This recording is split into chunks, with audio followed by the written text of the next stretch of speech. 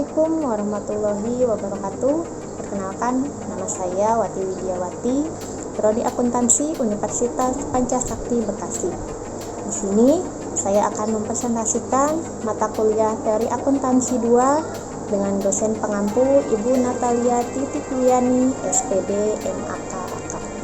Materi yang akan saya sampaikan pada kesempatan ini yaitu tentang measurement theory atau teori pengukuran. Berikut ini penjelasan.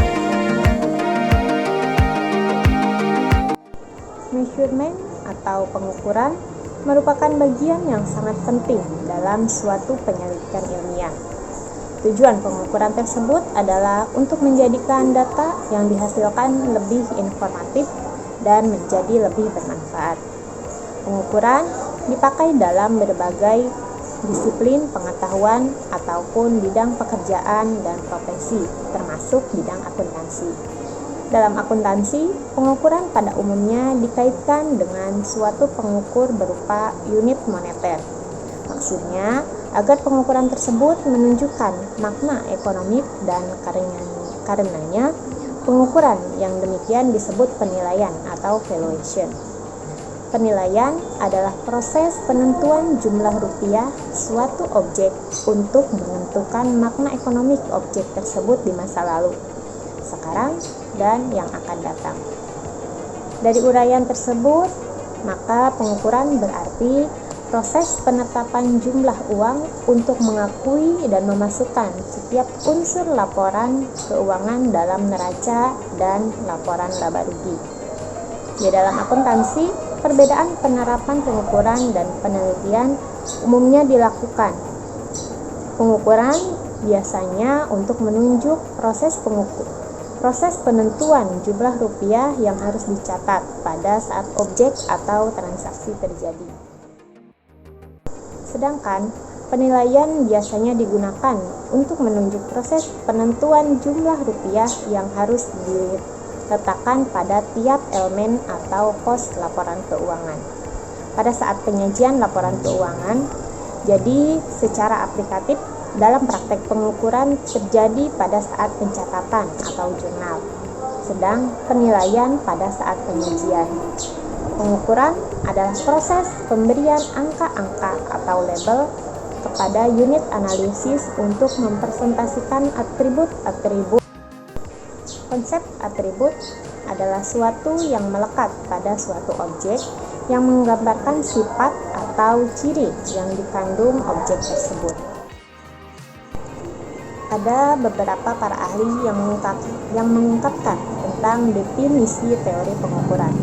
Di antaranya ada Campbell mengungkapkan yaitu penentuan angka-angka yang menggambarkan sifat-sifat sistem material dan bilangan-bilangan didasarkan pada hukum yang mengatur tentang sifat-sifat.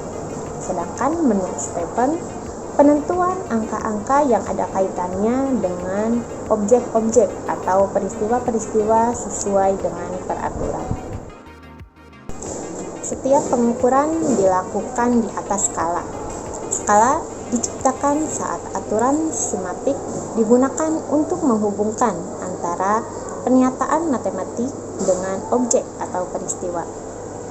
Berikut ini adalah beberapa skala dalam pengukuran, yaitu ada skala nominal, skala ordinal, skala interval, dan skala rasio. Dalam skala nominal, nomor hanya digunakan sebagai sebuah label. Contohnya adalah penomoran pemain sepak bola. Banyak teori yang tidak sependapat dengan skala nominal ini. Ferguson menyatakan, dalam pengukuran, nomor yang digunakan menunjuk kepada jumlah atau tingkat kepemilikan dari suatu objek, dan bukan menunjukkan kepada objek itu sendiri. Sedangkan dalam skala nominal, nomor menunjukkan kepada objek atau kelompok dari objek. Kemudian, untuk skala ordinal, dibuat ketika suatu operasi memperingati objeknya sehubungan dengan properti yang diberikan. Contohnya, investor melihat 3 kemungkinan jenis investasi untuk keuangannya. Investasi tersebut di peringkat 1, 2, dan 3. berdasarkan nilai bersihnya saat ini. Kelemahan dari skala ordinal ini sendiri adalah interval antar nomor tidak memberitahukan apa-apa tentang perbedaan khusus kuantitas kepemilikan yang diwakili. Dalam skala interval, memberikan informasi yang lebih daripada skala ordinal. Tidak hanya memberi peringkat kepada objeknya, tetapi juga jarak antara interval skalanya diketahui dan sama. Contohnya adalah sebuah pengukur suhu ruangan dengan menggunakan termometer Celcius. Jika kita mengukur suhu dua buah ruangan, misalnya ruangan A dan B, di mana suhu ruangan A mencapai 22 derajat Celcius dan ruangan B 30 derajat Celcius. Maka, selain kita dapat mengatakan bahwa suhu ruangan B lebih panas, kita juga mengetahui bahwa ruangan B lebih panas 8 derajat Celcius dari ruangan A. Kelemahan skala interval ini adalah titik nolnya dibuat dengan bebas. Dan yang terakhir yaitu skala rasio. Skala rasio adalah skala yang memberikan peringkat kepada objek atau kejadian. Skala rasio juga skala yang interval antar objek diketahui dan sama. Skala rasio adalah skala yang asal yang unik, titik nol yang alami, di mana jaraknya dengan objek terakhir diketahui. Contohnya adalah pengukur panjang. Ketika panjang A adalah 10 meter dan panjang B adalah 20 meter, kita tak hanya bisa mengatakan bahwa B 10 meter lebih panjang dari A, tapi juga B juga 2 kali lipat lebih panjang dari A. Selanjutnya tentang pengoperasian skala yang diizinkan. Invarian dalam skala berarti bahwa apapun metode pengukuran yang digunakan, maka sistem pengukuran akan menghasilkan format yang sama dari variabel-variabel yang digunakan, dan pengambil keputusan akan membuat keputusan yang sama juga. Tapi hal ini tidak berlaku dalam akuntansi. Setiap sistem yang berbeda akan berbeda juga variabel-variabelnya. Pengukuran pendapatan dengan cara yang berbeda akan menghasilkan keputusan yang berbeda juga. Metode-metode pengukuran yang berbeda tersebut tidak memberikan informasi yang sama. Terdapat 3 jenis dalam pengukuran, yaitu fundamental, turunan, dan formal. Untuk pengukuran fundamental, yaitu merupakan pengukuran di mana angka-angka dapat diterapkan pada benda dengan mengacu pada hukum alam dan tidak bergantung pada pengukuran variabel apapun.